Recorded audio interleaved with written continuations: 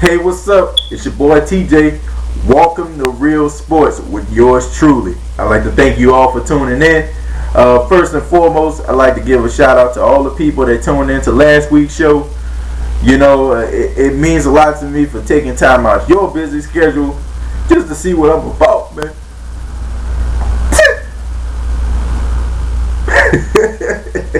I'm just playing, man. Thank you all for tuning in this week. Also, I like to give a shout out to number one critic that I have, the one that's always telling me, hey, the lighting is not right. Hey, I can barely see the other side of your face. Understand, it's a small operation, but your words, your point of view means a lot to me. You know who I'm talking about. I love you very much. Mwah. Now, back to the sports. This week, I'm going to talk about what I think about the NFL so far, from the AFC and the NFC. Now, if you look at a lot of ESPN shows, what they do, they focus on who is the best team in the league. Every single week, they put a name out there, and what happens to the team? They go get smashed. Smashed by a team that's probably inferior to their abilities on the football field. So, this is my, understand, this, hey, you may not agree with, this is my, you see what I'm saying? Me. These are my picks of the top 5 NFC teams. This is how I feel. This is who I feel is the top 5 NFC teams. Okay? Let's get that straight right now. I don't want to hear, you're wrong. No. These are my picks. Understand it. Okay. Okay, the top 5 NFC teams in the league. Coming in at number 5. I hate to say it, man. The New Orleans Saints. Yeah, it hurts to say it, man, but the New Orleans Saints are the number 5 team on my list. Why? Because of inconsistent football.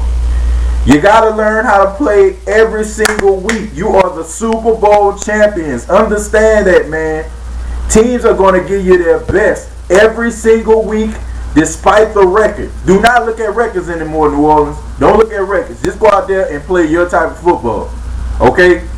But I'm going to tell you why I say that number 5. Like I said earlier, inconsistent play. But you got to look at it. Drew Brees. Hate to say it, hate to put you under the bus, man, but you're not playing like you did last year. I can understand that teams are starting to look at your tape a little bit closer in the way that you play. But you're second in the league in interceptions as a quarterback. Super Bowl winning quarterbacks don't turn the ball over that much. Okay, there's no Pierre Thomas, there's no Reggie Bush, but as a Super Bowl champion team, you got to find ways to adjust for those that are hurt. A lot of injuries have plagued the Saints this season. But I have to give a shout out to the defense. The defense has been stepping up, and the defense surprisingly has been playing better than the offense.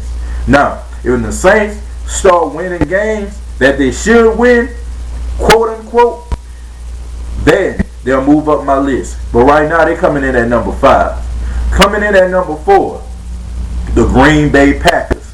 Yes, the Green Bay Packers. Yes, the reason why they're not up on the list even further is because of the injuries that they have. I feel that those injuries, it hasn't hit them yet because of the stellar play of Aaron Rodgers, but it's going to hit you in the long run. No Jermichael Finley, no Ryan Grant, Donald Driver with the quad and the hamstring. It's going to come back and haunt you. Yeah, you're playing right now. Your defense is playing great with Don Capers as a defensive coordinator, but you got to understand, these guys, the Jermichael Finleys and the Ryan Grants, no running game, no good tight end play. It's going to hurt you, man. It's going to hurt you. And the thing is, you might get, this is my number 1 pick. Honestly, all jokes aside, I like the Saints. I'm from New Orleans. But the Green Bay Packers just have that it factor. They just have it. And I just felt like they were going to be on their way to the Super Bowl. But, like Coach Coso played, not so fast. Gotta say it. Those injuries are going to be their demise, and that's the reason why they're coming in at number 4. Coming in at number 3. Didn't believe I'd be saying this. but the New York Giants are the number 3 team in the National Football League. I'm going to tell you something that you may not pay attention to. The New York Giants have a mediocre secondary. Now that front four is a beast.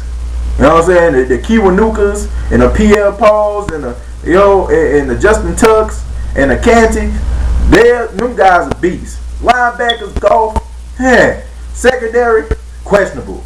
You let the Dallas Cowboys, a 1-7 team. Now I'm not saying the Dallas Cowboys are not that bad. They just a bunch of prima donnas, if you ask me. They're a good football team. But you let John Kitna and the Dallas Cowboys air the ball out on you and made you look ridiculous in the Meadowlands, man. That is your home, dude. You defend your own turf. Understand that, son. The secondary is going to be their demise. They just expose y'all, man. They expose you. And if y'all don't clean that up, y'all going to be sitting at home. Y'all going to be sitting at home. Understand that. You're going to be sitting at home chilling, literally, out there in New York. Now, coming in at number 2, I mean, it's a team that I feel is playing some great football right now. The Philadelphia Eagles. Yeah, surprisingly, it's the Philadelphia Eagles. I know a lot of people may say, man, you crazy, man. The New York Giants, no. The Philadelphia Eagles have that it. You understand? They clicking right now. They gelling. Ain't no telling how much the Philadelphia Eagles are gelling. You know what I'm saying? You got to understand that this team is on fire right now. Michael Vick is playing at a level that nobody ever thought that they would possibly see out of him.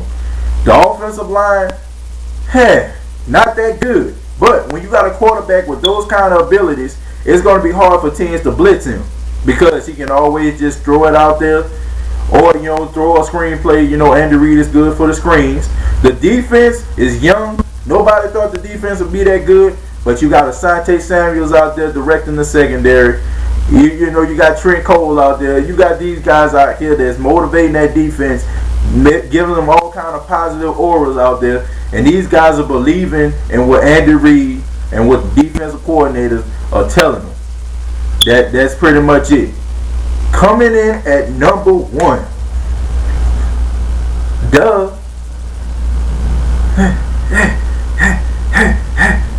That's right. Atlanta Falcons. The Atlanta Falcons are my number 1 team. Let me tell you why. The Atlanta Falcons, nobody thought was going to really be that good. Well, some people did. I seen a couple of people pick them as the NFC South champions because, of course, nobody wins the NFC South in consecutive years. It's always somebody else always steps up and wins the division. But to me, and this may sound crazy, but the Atlanta Falcons remind me a lot of the New Orleans Saints and how the New Orleans Saints played last season. Now, if you look at the New Orleans Saints, a lot of the games that they won by luck.